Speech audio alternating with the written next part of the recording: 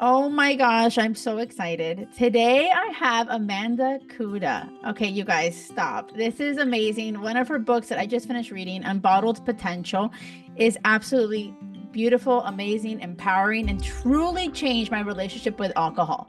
Um, Amanda, you want to say hi? Hi, thanks, Jackie. I'm so glad to be here today.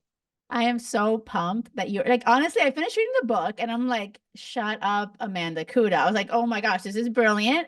And I've read a few books about, leaving alcohol, changing my relationship.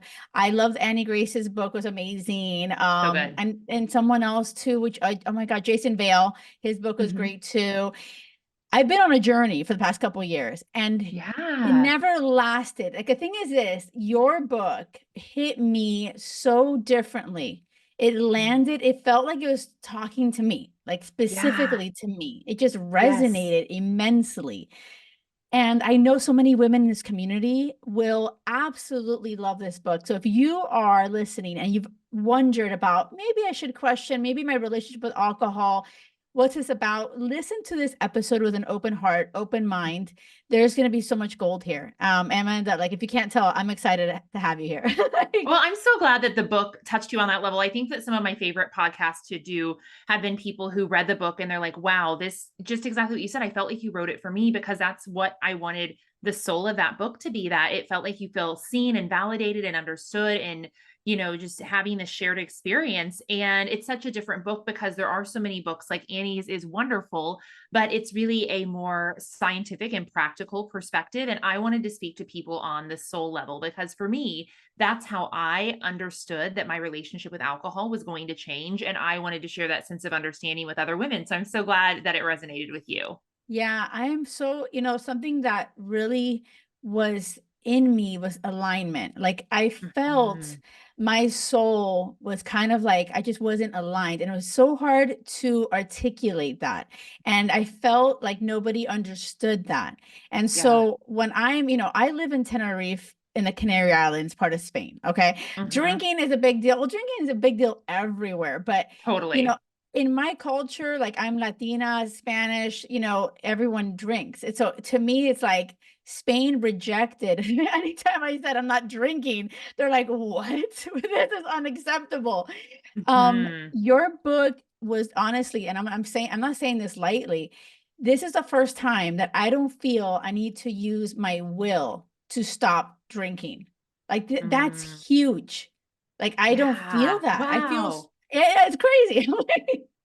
It is. And it's by design because I think that sometimes once we become aware of our own fantasies about something and how we've been like letting those fantasies dictate our actions and keep us from doing things that we really want it to do or keep us from having the life that we really want to live. Sometimes that's all it takes, especially for really intelligent, capable women to be like, wait a second, wake up, self. This is not the life that you signed up for. And yet it's the life you've been pursuing on accident. So sometimes it's just like hearing things from a specific perspective that help you say, oh, wait, no more of that.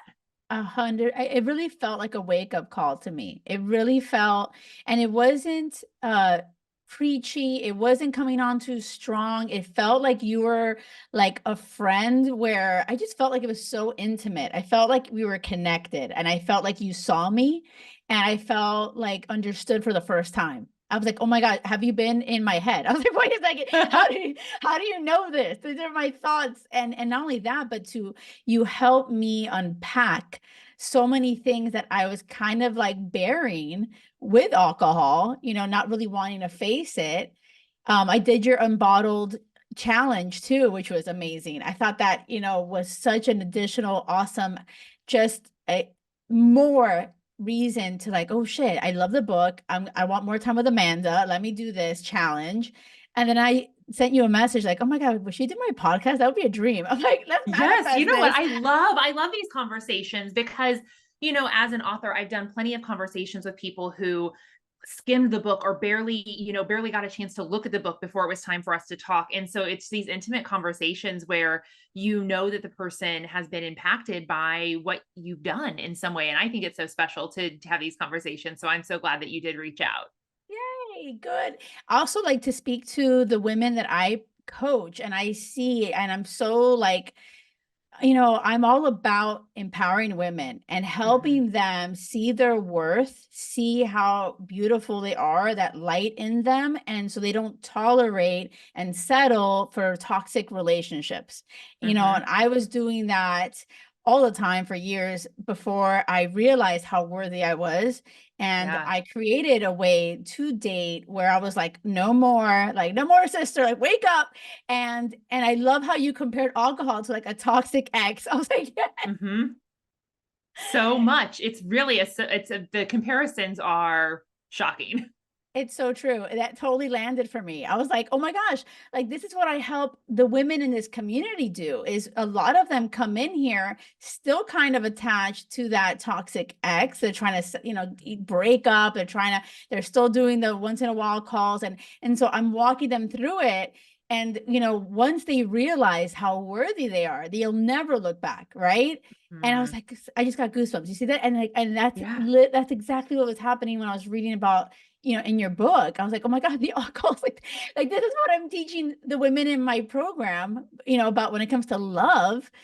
And this is so aligned to what I'm Mhm. about. Like you, Amanda, Yeah. like I know you just met, but like I love you. Like Oh, I love you hopefully too. Oh I'm my not coming gosh. on too strong.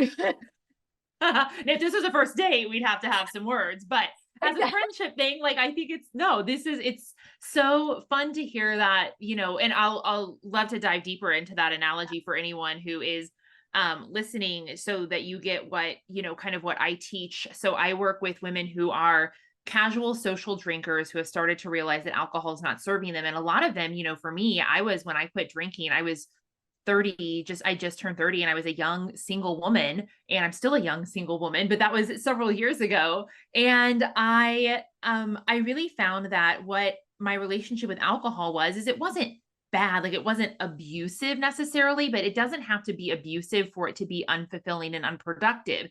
And so when you compare that to a relationship, I'm sure you have a lot of clients who are in unproductive, unfulfilling, not quite abusive, but relationships that you would want better. You would want them to have stand more in their worth and for them to experience more love and connectedness. And that's what I found in my relationship with alcohol. It wasn't abusive, but it also wasn't great. And yet I kept going back to it because it just felt so normal. It was the pain, the discomfort that I already knew. And even when I would try to take breaks from alcohol, there would always be this, oh, well, surely I can just have one, which is kind of like how we deal with an ex. Well, surely we can just like hook up or see each other, or I'll just check in on his social media or her social media and see what's going on. And it's those little seemingly innocent hits that drag us back into the drama. And I really wanted for women, especially, to step into their worth, which seems like very aligned with what you're teaching to your clients, and really say, no, I want to show up for myself. And having a half-ass affair with a person or a substance just isn't it for me anymore. So I want to take actions and involve myself in relationships, whether they're with a person or an experience, that are helping me to be my best self. And at the end of the day, when I looked at my relationship with alcohol, as much as I fantasized that it helped me come out of my shell or it helped me be sexier or funnier or cooler, it really didn't. And I had to get really real with who I wanted to be, and was alcohol actually helping me get there? And the answer for me was no. And so I made the really difficult decision to remove it from my life, and my life has never been better. Yes. Oh my gosh, I love this so much. And like in terms of what you were saying too about going back once in a while, because that's what I do. And I know a lot of women that I work with have done that with alcohol too. They're like, Mhm. oh, let me just stop for a bit. And, listen, everyone's on their own journey. But for me, that Mhm. resonated big time because I Yeah. always do that. I'm like, oh, let me take a break. So this Mhm. last year, I did like dry January and Uh-huh. then I went right back to it. And then Yep. I did 6 weeks off right before a cruise. I'm like, wait a second, I can't be a person on a cruise to not drink. Like, that's like a Right. loser. That's like a loser, right? I was like, I'm not a Uh-huh. loser. Like, it's crazy how my brain totally, like that inner critic, which I love that you talk about, totally was like, no, you don't be a loser. You got to like drink on a cruise. You Yeah, can't it's be already that. paid for. You have to. And I'm like, okay. So and then I did it again. But I remembered feeling so good when I wasn't Mhm. drinking and then, Mhm. feeling like shit after. I'm like, wait a second. Well, but I still kept doing it. And Yep. this is something that I talk about, like just comparing it to what I do with the women about love It's like when Mhm. they say, oh, let me just check their social media. I have podcast episodes like, don't like stalk your ex and shit, because Yeah. it's like the universe has your person waiting to meet you, right? I Mhm. truly believe that to my core. Like, I'm living my happily ever after with my person, and people always say, oh my God, you're so lucky. I'm like, I promise it's not luck. Like, I took action, but Mhm. all of my actions were aligned and Mhm. leaving space for the universe to deliver.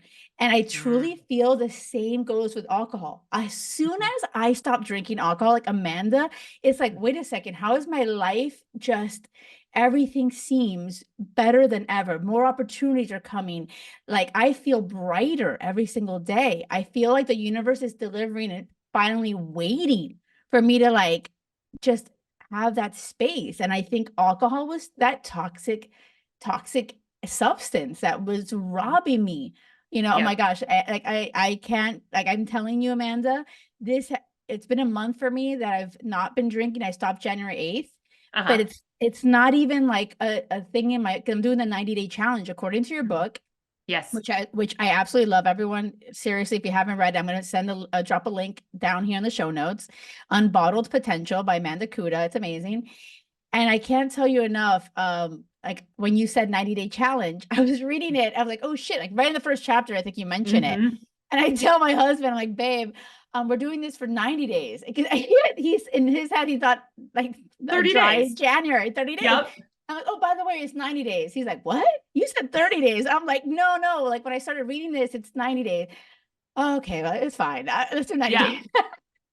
Oh, it does feel pretty confronting though, because when you tell someone to take a break from something that's a security blanket, which like going no contact and dating, very similar. If you said, I need you to clear this person from your life for 90 days, that feels a little unsettling. And yet you are a really great example of when you get in alignment with your highest self, which is what will happen when you remove anything that is toxic or not rooted in self-love and appreciation and expansion out of your life, you will start to call in things. I used to have this program called Stop Drinking, Start Manifesting, because I saw such a correlation between people who quit drinking and got into energetic alignment and were doing all of, the spiritual and the metaphysical and the self-help practices, with how quickly and clearly and easily they would call in their desires into their life. And I have certainly noticed it in my own life. And so I'm like, well, can we replicate this in other people's lives? And sure enough, you can, because it's all about energetics. And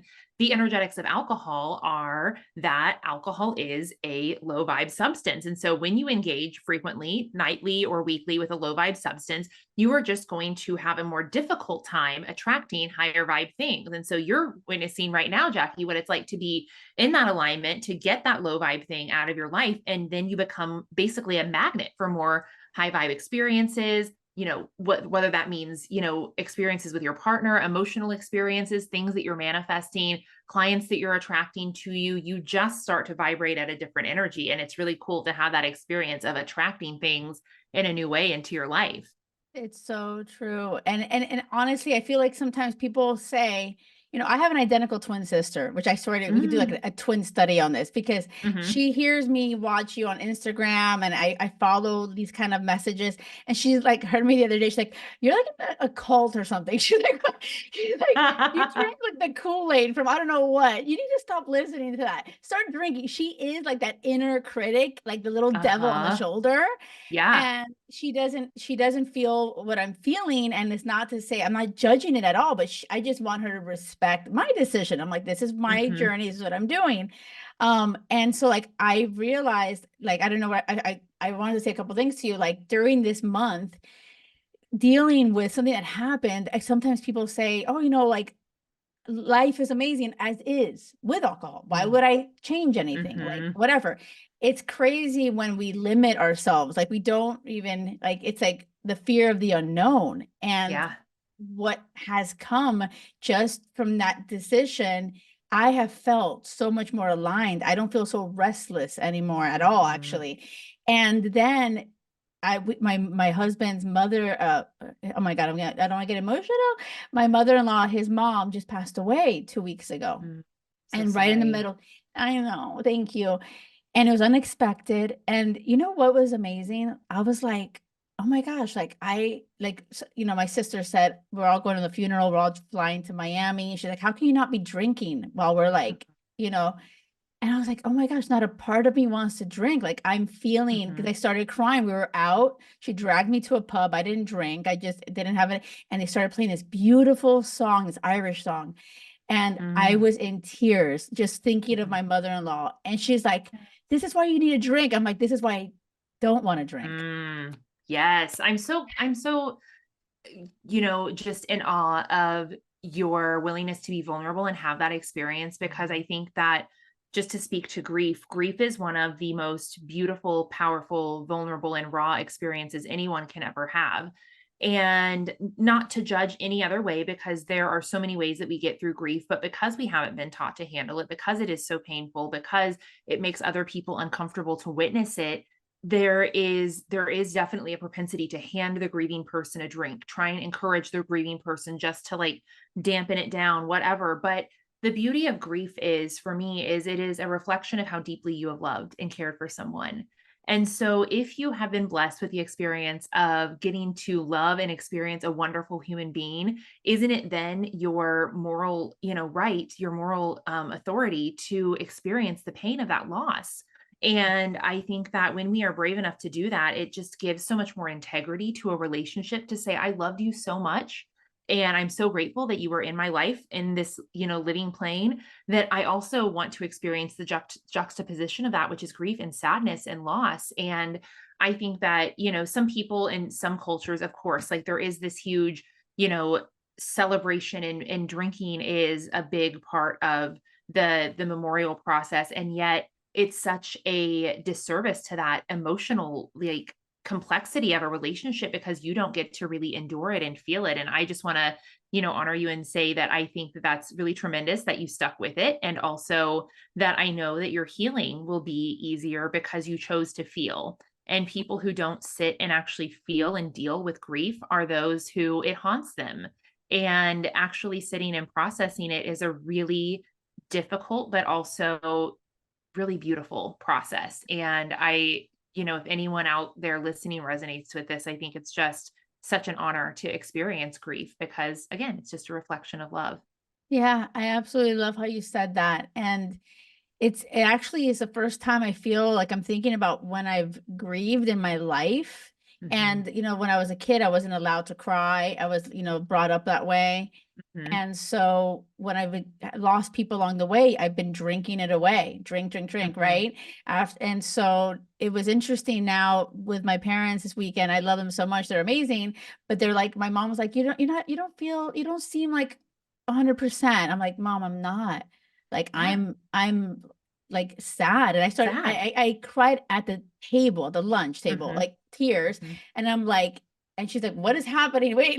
And I'm like, and I felt so vulnerable, but in a really beautiful and empowered way. I felt like Mhm. this is what I'm feeling. I don't have to pretend that I have everything perfect and it's okay.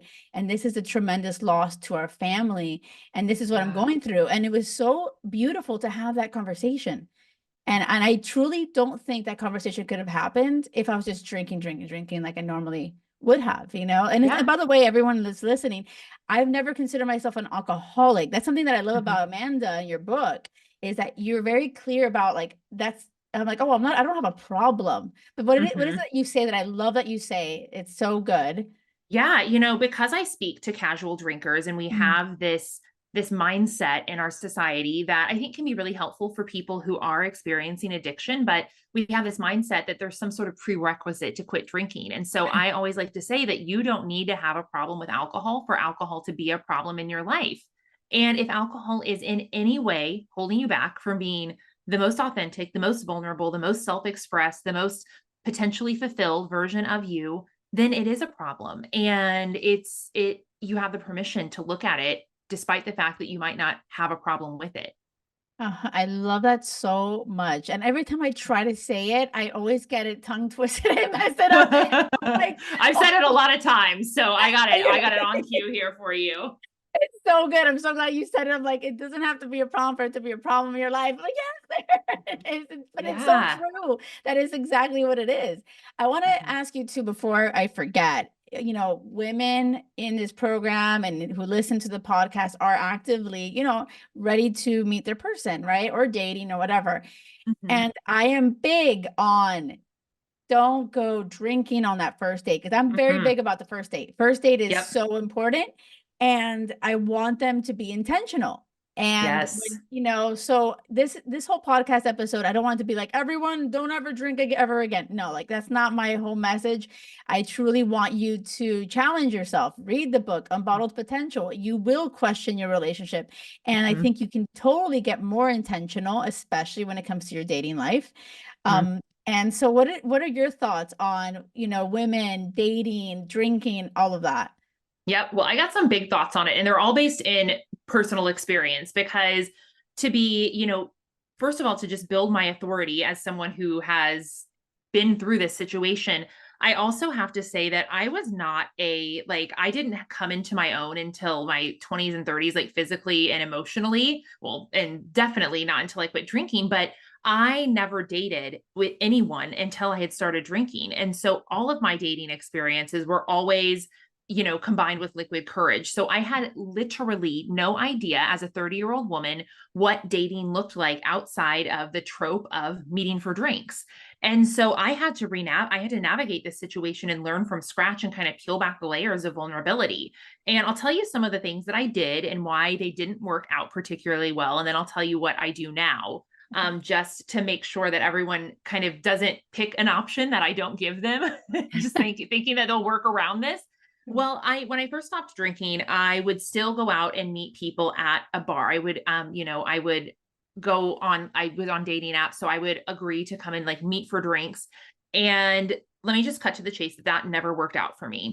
Not because it was too tempting for me to drink, because that was never, I was very clear, like I am not drinking, but because one, quite often I was meeting people who drinking was a significant part of their life. And that was just a mismatch for me because I wanted to be serious and intentional in my life. And so I realized that I needed to start vetting for that. So I needed to start asking, letting them know I'm a non drinker and seeing if it's a huge thing for them. And then I would still go and meet for drinks. And then what I realized after that is that on a first date, it put us on a different energetic level. Even if that person only had two drinks, within that first few minutes, you saw the energy shift. So this person was on a different plane than I was on. And it just diluted the ability to have vulnerability and connection because they were, a little bit fuzzy, or maybe they were starting to be a little bit more gregarious than they normally would be.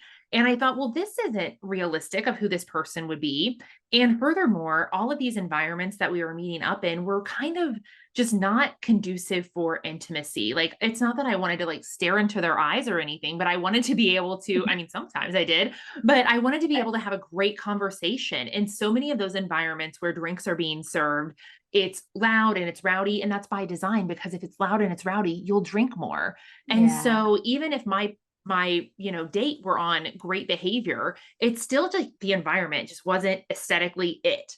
So Yes. what I shifted to was, if this person who I'm going on a date with could potentially be my person, I want us both to show up as the most vulnerable, authentic versions of ourselves. And if that's a little bit awkward, so be it, because this person and I will know because we're being ourselves. And so I started making very clear that I did not drink and that I wanted to make sure that that wasn't a huge part of their lives. So I started vetting a little bit, and that's, neither here nor there. If that's something you want to do, great. But I found that the best dates for me were, and I know other people will have different opinions on this, but I'm a busy woman. So I needed efficiency and I needed Yes. intimacy quickly. And so it was either a coffee shop if weather is Love not it. good, Love it. or a walk if weather is great. And luckily, I live in a place with amazing weather. So more often than not, we can go on like an hour or a 2 hour walk.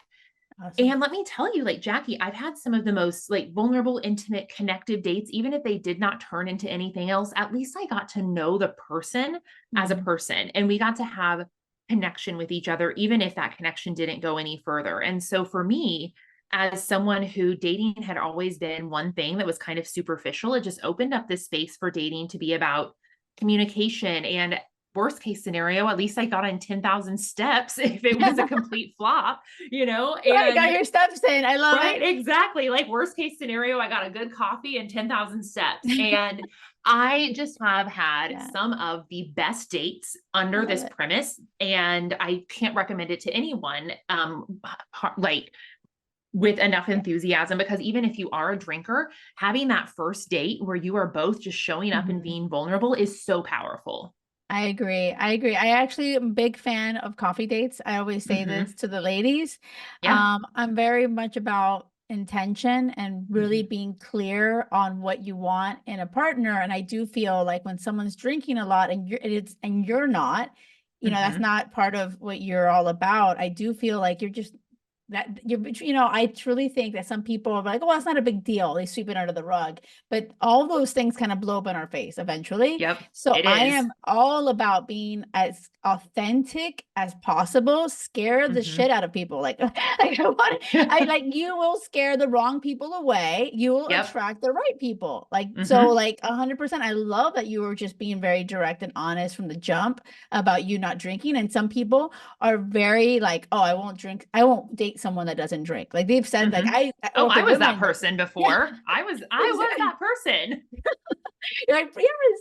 And I love that you're like going on walks, which I've become the biggest walk lover. I feel like Uh-huh. being part of nature. Like my husband Mhm. was a Boy Scout until he was 18. Like Yeah. I used to date the bad boys and I realized with time, like the dorks, the nerds, like that's where it's Uh-huh. at. It Like is that's absolutely where it's at. Oh man, so much. yeah, so I love the idea of like, oh, let's go for a walk. And if someone's like grossed out by that or like, oh, I don't want, I just want to go get wasted or I want to go party. It's like, okay, well, Yeah. that's not for you. Bye bye. Yeah. I'm all about the bye Exactly. bye. Uh-huh. Yeah, you Yeah. got to vet and forget it if it's not meeting the criteria that you've decided is part of your value system. Yeah. And I will say something else too in terms of alcohol and getting physical. I used to always lead with the physical and Mm-hmm. and alcohol for me was liquid courage, do whatever to get the guy to like me. I was very Mm-hmm. just, playing the game Yep. and I would feel less than after the date. Like, why did I kiss him? Why did we do that? Like, what the hell just Yes. happened? And I Mm-hmm. felt like, even after the day, it was like blurry, like kind of like, I never stopped to think, like, it's all about, does he like me? Does he like me? What can I do to like me? And then I don't stop and think, do I like him? Do, and, Yes. and it's like, I need to put down the liquid courage, which is really not, Mm-hmm. and get real clear on like, wait a second, who is this person? Like, do I even Yeah. like this person? Yeah, I can't tell you the amount of dates I went on, even when, there's definitely some dates when I went overboard in my with drinking in my, my younger years. But as I matured, it was still like a couple of drinks just to loosen up would also loosen up that like those beer goggles that you had. And it's someone who like you didn't really know that if you liked him became way more charming and better looking. And then you just turn into a different person and you're having a different experience. I guarantee if I went back on some of those dates and had them sober, that I would be like, oh, let's call it. I'm not Yeah, attracted to you. We're not, exactly. we're not working together. So let's be Exactly. well. I'll see you later. Exactly. And actually, like when you were saying this too, I just remembered I almost completely ruined it with Will when we had just started dating. We were in the beginning, right? First, like couple weeks, and we go out to dinner. My mom happened to be in the same restaurant and she sees me and she says on the side to me, she's like, Jackie, hey, stop drinking because you drank wine at dinner and I could tell you're getting a little buzzed. Stop drinking. I go, oh, but mom, I'm going to a party at South Beach. It's my friend's birthday. Hmm. For sure we're going to be drinking. She's like, don't. Well, I didn't Yeah. listen. I went and I drank heavily tequila shots. Yep. I then like totally lost like became insecure. All my insecurities came to the Hmm. surface. I was not my best self. Will, Hmm. I somehow lost my shit at Will, which poor guy, like the Boy Scout until he was 18, like nerd, like so sweet, like the sweetest guy ever. I thought that he was like dancing or wanting to dance with some other girl, and I got insecure and I totally Hmm. went off on him. And Hmm. I can't believe I was so he ended up leaving that night. Like I went home, we all went home, and my mom, I talked to her the next day and she's like, Jackie, what happened? I go, Yeah, that I totally don't even remember, but all I know is that it wasn't good. Like I drank Uh-huh. tequila, all da da da. So like the Mhm. universe delivered will, and I'm there Yes. like, oh, and let me just drink and fuck this up. Yep. Like that's basically Yeah. what I'm doing. And so I called Will. Thank God. I called Will and owned my shit. And I said, hi, I just want to apologize. Like that never happens. Da, da, da, da. Like, I owned it. I said sorry. He's like, I was so scared. He's like, I was scared, honestly. Like I was like, wait a Mhm. second, is this what you do? Like, do you drink like this? And always never. And I swear to you, I never like I made sure to be like, I cannot ruin this Mhm. amazing relationship. And Yeah. alcohol was bringing out the worst in me and like Mhm. ruining that. So yeah, that was I feel like even when you find your person, I think you still have to always be grateful and be intentional and don't take it for granted. Because Mhm. as much as Will and I are amazing, I could have easily fucked it up. I could have lost Yeah. him. Oh, totally. And I can't also tell you how many, women I work with who a lot of their romantic interactions, they're married and their romantic, their way of connecting is with drinking. And when they decide to quit drinking, there's this like, uh-oh moment of, do we like each other? Do we know how to connect? Like, so it can, bringing alcohol in as kind of the third wheel in your relationship can, just have a lot of destructive or at least can bring up a lot of like self-conscious issues. Mm. So I think that, if you start your relationship on a foundation where that is not involved, you're just Mhm. going to set yourself up for more success because you know that the relationship and the connection then and there is solid versus, going, years and years into a relationship that's based on like what I like to call a Yes. liquid bond or a liquid foundation. And that's Mm. never what I would want for anyone. Absolutely. Oh my gosh. And now that when Will's in Tennessee right now helping his dad, pack all his stuff up with his mother's stuff. And I said, Mhm. babe, you can drink. Like don't think you have to stick to the challenge that I'm doing. Like you can he's Mhm. like, no, I don't want to. Like I'm doing this with you because he's never been a big drinker. He hasn't. Mhm. And now Yeah. I'm understanding him more. So many times we Mhm. go out and he's like, babe, let's just go home and like cuddle and like watch Netflix. And I'm like, when I start drinking, I'm like, no, party. Like I'm like I'm like the last one standing. Like you have to Mhm. drag me out. And then Yes. and then it takes me like 48 hours to recover. Like I lose Mhm. my like a whole bunch of life. Like now I feel like I've gained time. Like I'm like, oh my God, like I have time. Like I have days. I'm like, I feel like I have so much time to get shit done. So anyway, now Will and I are on this journey together where we're not Mhm. drinking. And it's just Yeah. so amazing and interesting because I understand him when he says, I want to go home. I'm tired. I'm like, oh my God, me too. Like I get that. Mhm. I'm like, I understand that. I don't want to be Yes. here. I don't, this music kind of sucks. Like, Well, what's so interesting about that, Jackie, is I see a lot of dynamics and partnerships where the husband isn't a huge drinker, and the wife is the one, because I work with primarily female clients who is struggling with that relationship with alcohol. So sometimes her husband doesn't understand why she can't just like click it off. But I want to draw something to attention because I imagine your readers are much like, or your readers, your listeners are a lot like you in that they are like, you are magnanimous, you are intelligent, you are so well spoken, you are a big personality. And in a world where women are taught not to be big, not to take up space, not to be too smart, not to be too outspoken, or else you're a bitch or you're whatever. What a better way to either one, give ourselves a permission slip to be wild and outrageous and to kind of cut loose than to drink alcohol. And two, what a better way to dull down some of our capabilities and to keep ourselves a little tipsy or a little hungover a good percentage of the time. And what I see is that most of the women who I'm working with who are having this like spiritual reckoning that's helping them realize they don't want to drink anymore, they want to change that relationship is they're so capable, they are so big, they are so bright, and they have used alcohol to keep themselves small because that's all they've been told they have permission to do. And I just see like that so much in this like, oh, I'm the life of the party, I'm the one closing it down when I drink and then I suffer for days, but I keep doing it because for whatever reason, I feel like that's how I get to, either be big or keep myself from being too big in everyday life. And it's such a wild thing to watch and witness or observe in yourself because no one would knowingly torture themselves or self sabotage in that way. And yet that's what we're doing on some level. 100%. It's absolutely, what's interesting too is that like in having my twin, I swear to you, it's like a cool twin study. She says to me when I go out with her, she's like, "Oh my God, you're so fun. Oh my God, Hmm. oh my God, I thought you were drunk because you're so fun." She's like, Yeah. I'm like, actually, I'm better. I'm like, I feel better because I actually Hmm. like feel like we're having a conversation. I can remember. I don't have a hangover tomorrow. Like, you know what I mean? Like, so I'm, Yeah. when the other night we went out, and I'm like, Gato, this is evidence for your brain. And her name is Gato. Hmm. Like, this is evidence Hmm. for your brain. I am Hmm. awesome sober. I am Uh-huh. better sober. And the next day I'll be like, oh, da da da. And she's like, oh, wait, what happened? Like, and then she doesn't remember things. Like, I'm like trying to like piece it back together for her because she perhaps drank too much and she can't. I'm like, oh my God. But at the end of the day, I feel so empowered and so aligned that it doesn't Hmm. matter what Yeah. my mom or my sister, my dad, or Spain, whatever the whole country says.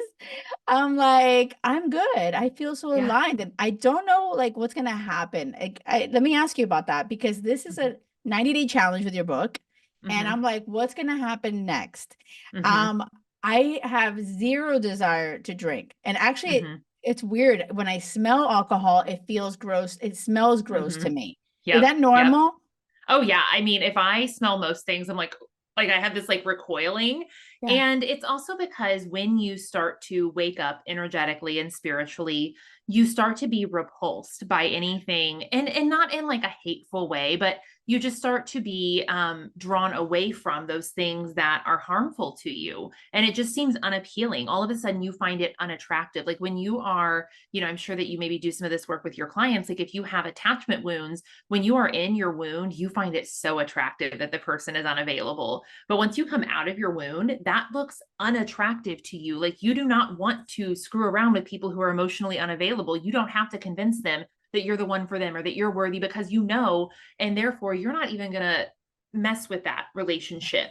And it's very similar for alcohol. And once you start to step into your self-worth and your confidence and your power, you just are unattracted to that thing. And Yes. it's not like it has to be wrong or bad or you have to sit Yes. and gossip about it, but it's Right. just like, oh, that's not for me.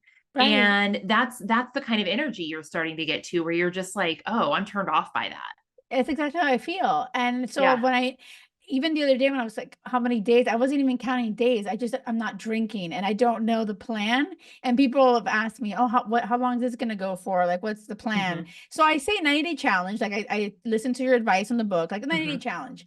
But in Yep. my mind, deep down in my heart, like I'm like, oh my gosh, I'm so excited. Like, what would this year look like? What would this Hmm. year look like sober? Like, oh my God, that's Yeah. kind of exciting to me. And Yes. like my kids, that's another thing for the New Year's resolution said, oh, how about you don't drink so much? They asked me that. That was like huge. And Oh, now they uh-huh. see me, I have a 10 and a 12-year-old. And I'm like, wait a second. And I'm telling you guys, I know that sounds like I'm an alcoholic. Even like I'm judging that statement. Hmm. But to them, they see a difference when I'm not Hmm. drinking. Like Yep. even one drink affects me. Like Hmm. I don't know Hmm. what it feels like. I've gotten allergic or something. And you mentioned that in your Hmm. book about when you're in your spiritual awakening, like even Hmm. one drink throws you Hmm. off so much. And Yep. I feel like that was happening to me. So Yeah, yeah. and kids are very intuitive. Like they haven't yet been like made wise to the ways of the world. And so Mhm. they're sensing these like subtle shifts in you, even if it's not like, mommy is passed out in the kitchen with a I, glass of wine in her hand I type wasn't. I thing. have never. Right, but it's so powerful. And I just was writing a little note on the side to make sure that I put back together this reflection for everyone to do at those 90-day marks, because it's so important that when you hit those milestones, that instead of saying, this is what's tempting, I'm going to dip my toe back into the pond and flirt with alcohol a little bit and see how it feels, is to really do a reassessment. Instead of saying, oh, I'll test the water, say, no, I'm going to actually recap on the experience. I'm going to go back and ask, where am I at? How do I feel? Do I like to feel this way? Do I want to feel this way more? And did alcohol help me do that? And typically the answer is no. But if we don't ask the question, we forget and we start to, exactly like your clients, romanticize all of the good times. Well, it wasn't that bad. Oh my gosh. And And Really, surely so it'll be true. better. Surely it'll be better this time. It's not. It won't be better. It's not. Okay. Let me cut to the Yeah, chase. But exactly. you have to remind yourself of it. You have to do a practical exercise to remind your, short-minded brain that this is not what you wanted. It was not that great. In fact, it was pretty terrible. And do you want to go back to that?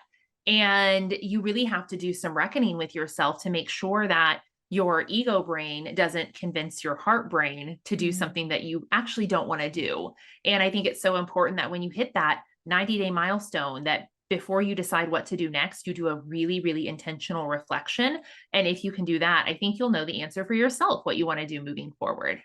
I'm excited. I have loved this call so much, and I have loved this journey. I've loved your book. You guys, everyone needs to get it. Unbottled Potential. And you can also Yes. hear it on Spotify too if you're a Mm-hmm. Spotify premium. I haven't heard your Audible and I want to hear it. So I think I'm gonna listen Oh, to it's so it. good. Please do. I'm gonna listen to it too, within these 90 days too, just to like you stay the path. I feel like I'm Mm-hmm. on this beautiful path. My sister calls it the cult. It's not.